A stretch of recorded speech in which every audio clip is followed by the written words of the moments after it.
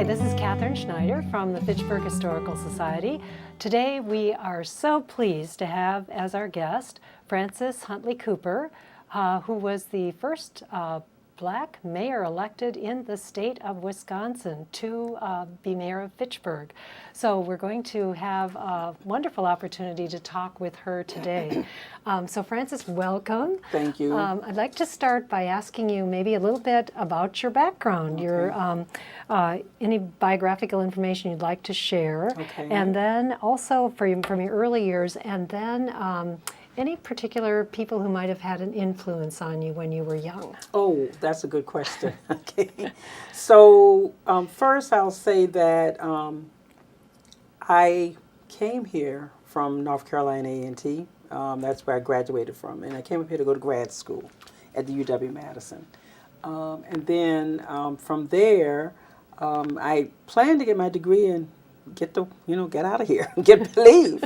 And then some 50-some years later, almost, I'm still here. But I was actually born in New York City, grew up in North Carolina, went to school in North Carolina, and I'm a proud graduate of an HBCU, Historically Black College or University, North Carolina A&T, State University located in Greensboro. And the college had a relationship with the UW-Madison. So my background was in social work. I have a bachelor's degree in social work, social services, and a master's in social work from UW, a master's in public policy and administration from UW. So I have 2 degrees from the University of Wisconsin, and that's what got me here and helped me to stay. And moving here, I do want to say, though, before I leave, talking about North Carolina was important to me. It was a small town that I grew up in. So when you talk about the mixture of Fitchburg, you think about somewhat small town. I think about my hometown where everybody knew everybody. Now Fitchburg is larger, but that reminded me of that. And then I also, my mother owned a daycare center. And but I was raised by my grandmother, who lived to be 104 years old. Oh my. She died in her home, in her bed. She didn't want to go to nursing home or anything like that. And so she was the one who really raised me, and I have a twin sister. And so she raised the both of us so my mother could go on and run her daycare center. And that was an experience for us. So I basically grew up in a household of women. And I have another sister as well that's probably 6 years younger than my twin and I. And my twin, Micheline, retired in Portugal. So she worked for the Department of Defense as a teacher for years, and lived in Japan, and then went to Germany, and then retired in Portugal just as the pandemic was happening. So, we're twins, but we have so many different viewpoints. And it will be interesting when she comes to visit, the reaction that the people in this community can see a distinction between us, because we're identical twins, but our personalities are so different. And so, but growing up with both a mother and a grandmother who had different viewpoints, and gave me different life experiences. I think they both contributed to where I am today, and I, can't thank them enough. They're both have passed, but they had a major influence on me. And as a woman, the advocacy came a lot from when you don't have a guy in the house or a man to help, navigate your family situation. Women have to take care of themselves. And so I think that I came from a strong family where women were outspoken. You didn't have to ask us what we think. We just will tell you whether you want to hear it or not. So some of that transferred to me. And I think that I think that helped me become stronger in advocating for different causes and things I believed in when other people weren't speaking up. And that was, I didn't know that they were grooming me for that, but in a sense they were. Speak up, let people know what you say. The downside for me was because I had these strong women, the diplomatic part didn't come in, okay? It's like, okay, just let people know, so that's something I've been trying, it's still a work in progress for me to be a little bit diplomatic. But I think that they were, great role models for me, as you were asking for, and the experience I had in North Carolina growing up in a small town. I went from K to 8th grade in a predominantly black school, and then 9th through 12th was when integration happened, and I went to predominantly white school. So I had that experience, and then from there went on to an HBCU, and then here to UW-Madison. Great. Thank you, Francis. Thank that you. really fills in your background Yes. and your strong influences with the women in your life particularly. Thank Well, you. when you arrived in Fitchburg, that brought you here because of schooling, and wondering, so what were your impressions of Fitchburg when you first came here? That's a wonderful question, because Fitchburg has grown a lot since since I've been here. The first point I want to make is I didn't know when we moved to.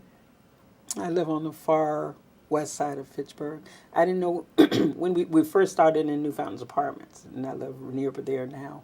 When we first moved there, I didn't really know that was Fitchburg.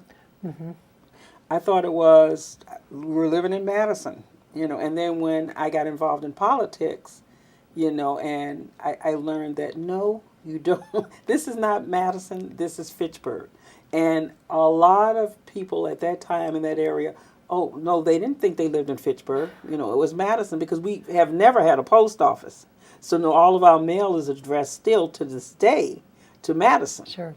So that was confusing, but I didn't give it a second thought. I, thought it was a nice place to live, and we moved from New Fountains Apartments, to a home. We bought a home in that area, and we're still in that home today. And so I have been, we've been very pleased living in Fitchburg, in our community, in the city. It's very diverse. It wasn't as diverse when I first moved there, but now it has grown a lot. And so, I think it's a good place. It was a good place to raise my kids and family. And we kept saying, I really wanted to say, and I need to say this, I kept saying that I was always going to move somewhere else. Then I got elected mayor. And I had to say, okay, Mayor Fitchburg, okay, I can't say now I don't live here. I had to accept and acknowledge that my kids were born and raised here. So that was interesting for me. For sure. Well, what led you to your interest in Fitchburg government? Because it's one thing to live in Fitchburg, but then to get involved in government. So Right. could you tell us that story?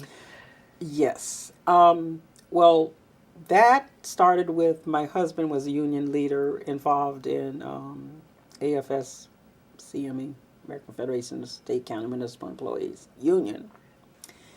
And they reached out to him to ask if he'd be interested in running for, alderperson.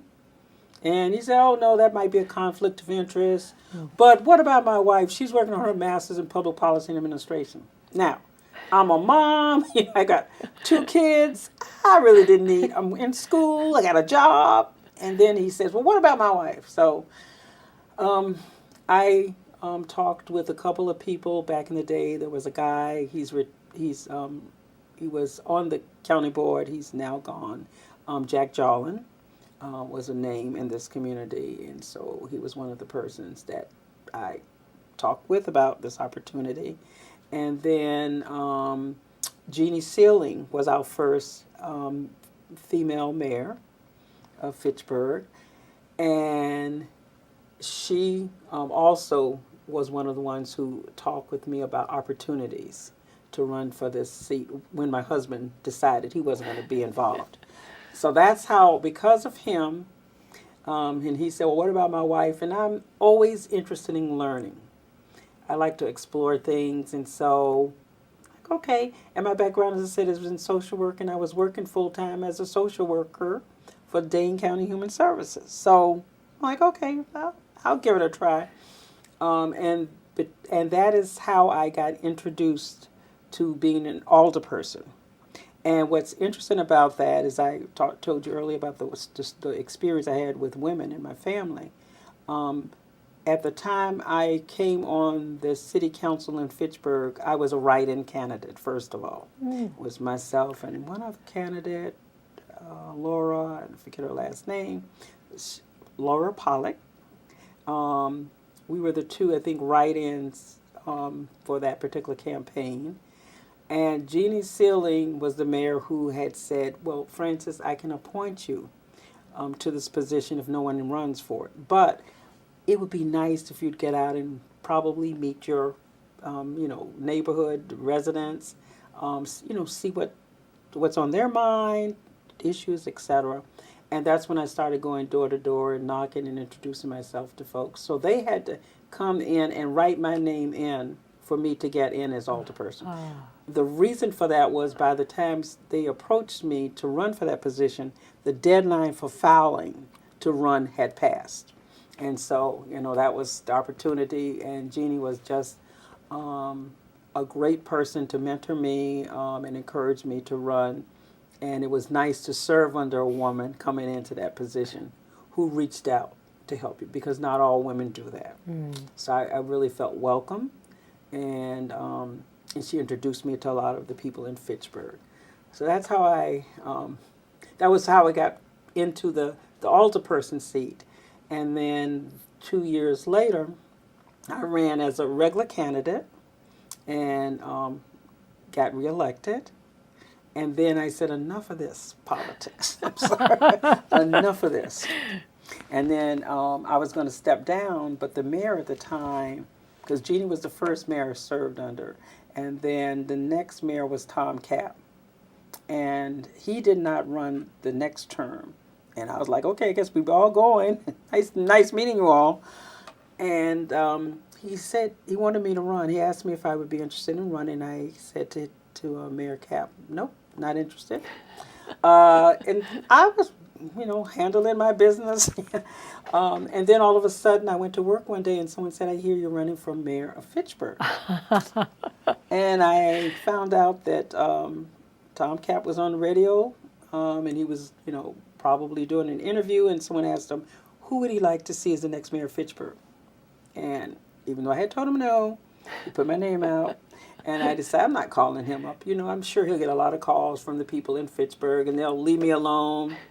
Well, if that happened, he never told me. And next thing I know, I'm running for mayor. And he was very instrumental in helping me with that, as well as Bill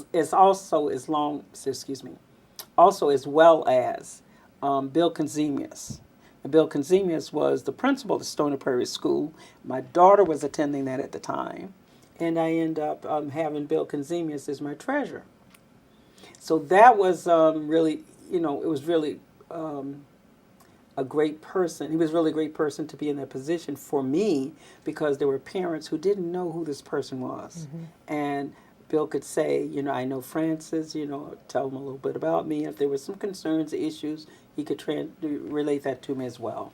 So Bill has been very instrumental as well. Great. Well, to think of how you were led into these things by other people, essentially, but that you did say yes in the end. I didn't have a choice.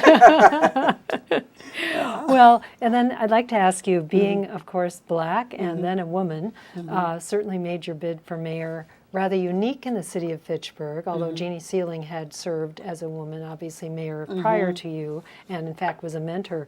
So what do you think were those factors of being mayor then? Certainly people who were endorsing you and so on. What would you attribute your election to, kind of in general? Well, as we all know, back in the day, it was probably about 55% of women voted. So it was always over 50%. I think that probably still stands today, somewhere around that. So that was a plus to know that. But you had the guys who weren't that comfortable wanting to vote for a female. you know. And what was interesting is when I would be out knocking on the doors, if the woman came to the door, she would say, you know, my opponent yard side might be there, but I knocked on the door regardless. You know, I just wanted to introduce myself.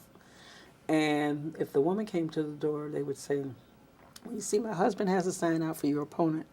But when I talked to them, some of them said, you know, I'll vote for you. I'll vote for you. And so you never know. You never know how that's, you know, how that's going to translate. Mm-hmm. But I think that to have, as a woman running, that was not easy. Because it was the women who said to me, I don't know how you're working, a mom, being elected official. I don't know how you're doing all of that. Because from a woman's perspective, that was just a lot. And at the time, I didn't process it that way. I just felt this was a responsibility. If I'm going to commit, I just have to make it work. And I just did stuff. So I didn't really feel like during the time that I was in politics or in office that I really could enjoy the life luxuries of just relaxing and doing things I did prior to being in an elected position. Because you're always preparing. You always, you know, you want to make sure that first of all, yourself proud. Okay. And then others who supported you. And the people that supported me were both women and men. And I had a small group of, I want to say like an executive group who counseled me on the side. Came over to the house. We'd sit down and we'd talk about issues. We talk about what was going on in the city. And making sure that I reached out and heard different viewpoints even back in the day. Even though there were guys who were out to get me from day one. I don't know why, maybe because I'm outspoken, you know. But that didn't stop me from still wanting to hear the good and the bad. You know, the people who had positive things that they wanted to say and share and things for me to do, and the people who might not be in my corner for whatever reason. I still wanted to hear their viewpoint because it's important as I make decisions, you know, that I need to hear as many viewpoints as possible for me to make what I think is the right decision in the position I'm in, and that I'm hearing everyone. So I have always had my door open to listening, and I'm not set on a certain specific point that I will not move off of that viewpoint if I get enough feedback and enough information or enough education. That's the best word to say. You know, you're educating yourself, and then you have to think of, but you know, how does that work, and what's in the best interest of the citizens of Fitchburg or my district. You know, so that's how I looked at things, and I think that there were, as I recall, there were women. The neighborhood associations were very crucial also. I mean, I don't know where they are today, but at that time, neighborhood associations and the presidents, I had good relationships with them, or I'd reach out to them to introduce myself so they can get to know me, I can get to know them, and meet people in the neighborhood. And a lot of them, if they were supportive, then they reached out within the association area to get folks to support me. You know, we would have coffee, you know, they invite me over for debates within the neighborhood. And that was always really a good opportunity for me to get to know them and they get to know me. And lots of public relations and listening, it sounds like, and paying attention to the constituency and what their concerns were. Reaching out is what I'm hearing a yes. lot of. And the one thing I wanted to make sure I did is I never thought I knew everything about the city of Fitchburg. And I thought I was always learning as well. And I always had, at the time, you know, people probably laughing now, the young folks, but I always had a paper and pen with me. So if I met you, for example, Catherine, somewhere, and you posed a question and I wasn't quite sure about that, I'd say, may I get your name and your phone number? Can I get back to you if I'm campaigning on the weekend? Can I get back to you on Monday?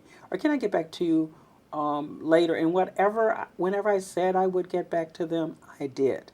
You know, because, again, I might have to go back and talk to someone at the city so I can have a better understanding. of what's going on and provide the correct information, not just look like I'm running and I know everything. That has never been me. I'm sorry. So I've always felt that I've had a good group of people in the community who I hope I kept my doors open so they could comfortably call, and whether I wanted to hear it or not, that they could tell me that.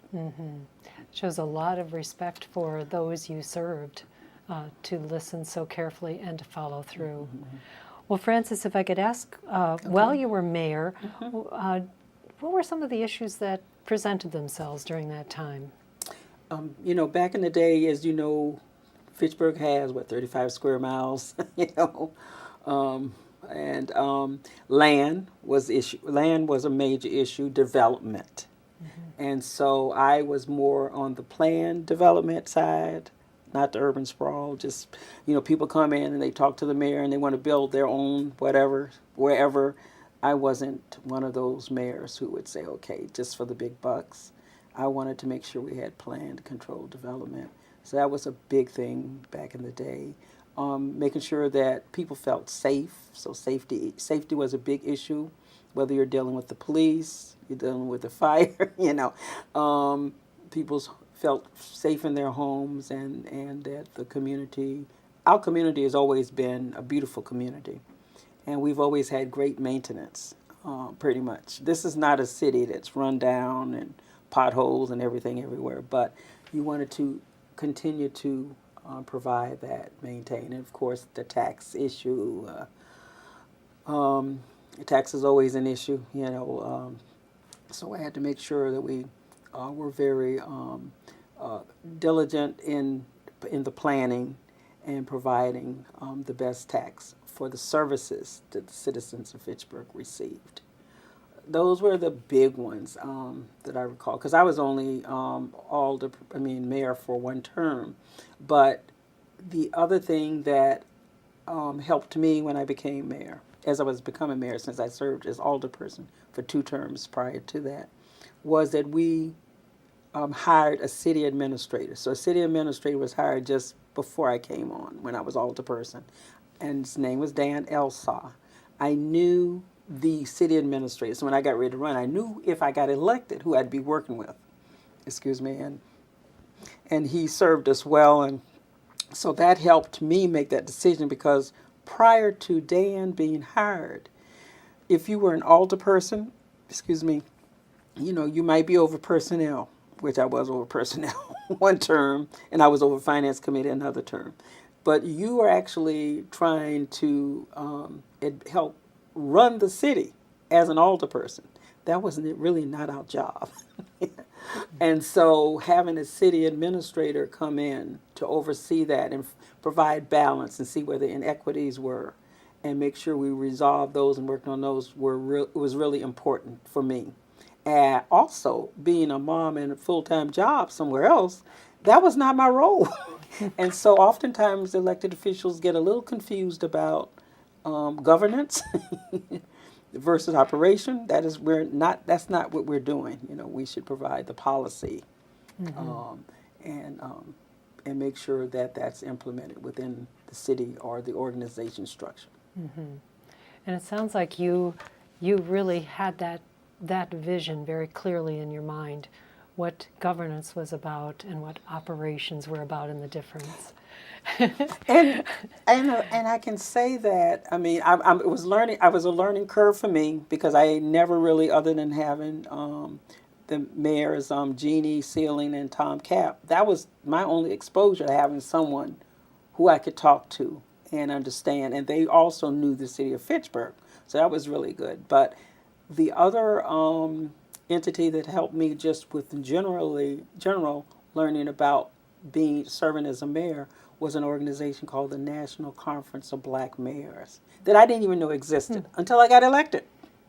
And they did training, you know, with the black mayors around the country, and I took advantage of that. So that was helpful. But Fitchburg has always been a city that had resources. You know, we didn't have low per capita, so we weren't eligible for a lot of the programs that other cities had that opportunity to receive. So I just wanted to make sure the city continued to grow, not go backwards under my watch. That's So, great. Well, I wondered how you, just to kind of put the big picture on this, how did it feel to be the first black mayor elected in Wisconsin? And what are the challenges and satisfactions with that distinction? woo, okay. All right, first black mayor elected and challenges. Okay. So for me, and I tried to make this very clear when I ran, unlike you see a lot of people running for now and they said, if elected, I'll be the first this, the first that. That wasn't me. I was running because of, people asking me if I'd be willing to step up, and then me saying, okay, there are issues that are important to me. So that was what I was trying to do. And I really, when asked that question at the beginning, when I got involved in the race, I indicated that, race was not an issue for me. I'm running as a person who's concerned about the issues in the city of Fitchburg. So I did not make it a black thing. I didn't want people to vote for me because I was black. I wanted them to vote for me because they knew that I would fight for, advocate for, great services, keeping the city safe, etc. But not because of the race thing, not to get that on my record. So I stopped that because I wanted people to be able to go out and talk about what can Frances bring to the table.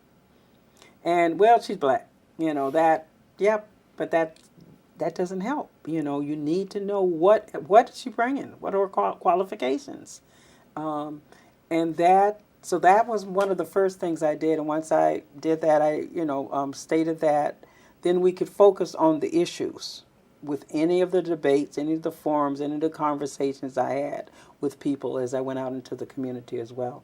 So I think that was a smart move. And then, let's see. So the advantage of being the first black mayor have come through the years. Not necessarily. I didn't see that at the beginning, but I have had so many opportunities being elected. First, I would say is because even though I did not get a second term, even though I did run the second time, I didn't get elected. But the history had been made. So that opened up doors for me in the political arena, which I didn't know. Like I said, I was new. I didn't know anything about politics and never ever thought I'd be in politics, to be perfectly honest, not with my personality. But, I went on to, I've been a delegate to the National Democratic Convention 5 times. That a lot had to do with me being elected mayor, the history. And people recognize that. So I think, I've gotten so many opportunities from that. That just has continued to grow and grow. I'm trying to think if what some of the disadvantages would be. I can't think of any really right now that I experienced, and I probably had some being the first black man, but it was just guys running against me. That's typical in any race. And so I didn't take it personal. So I can't say that I had any problem because I had a lot of support from everybody in the community. Both black, white. The Latino population wasn't at large at the time like it is now. But I felt I had support from folks, and particularly the African American community, because some of the training I received, just because you're an African American in a position doesn't mean that person is going to support another African American is going to support you. So I tried to be a positive mentor, a role model for other for the black people who might be wanting to run in the future or in general. I didn't want to disappoint anyone. Like I said, myself, them, or the community. And I think I did a pretty good job of trying to keep that. All right. And now 30 years later, I know you were in mayor from 91 through 93. Your term as mayor. So that's 30 years ago now. But I'd like to know what you've been involved in since that time. What currently is occupying all this talent and time that you have now? So can you fill us in on that? Well, I hate to say this on public television, but even trying to get this interview with all the things that I have still continued to do, and let me say this, Catherine, the reason why I have been active in the community is because when I first moved here, I didn't know anyone. And people took a chance on this black woman who came here. I had no name recognition. I had definitely no money, no connections or anything. And people took a chance and gave me an opportunity to grow and shine. And so when people reach out to me, even this day, I've had a hard time trying to find a good balance and be able to say no, because folks gave me that opportunity, and I'm like, it might be this one person, this one thing I can do that can help an organization, help an individual. And because that's how I got to where I am today. So I'm sorry. I think that's why that I have continued to be involved. And some of the things that I gave up just recently at the beginning of the year, and a lot had to do with my health. I've had some health issues since October, and my family has been very tough on me. Well, you're doing all these things for everybody in the community. You need to take care of yourself and your health. And that's easily said than done. But I'm just stepping away now from the Madison College Board of Trustees. I served on there for 15 years. Was happy to be part of I was chair of the board at the time. We hired Dr. Jack Daniels, a great hire, okay. And the colleges continue to do well. And I started with Betsy Barhorst was the president when I came on. So I've had great experience working with the Madison College. So stepping down from that this month.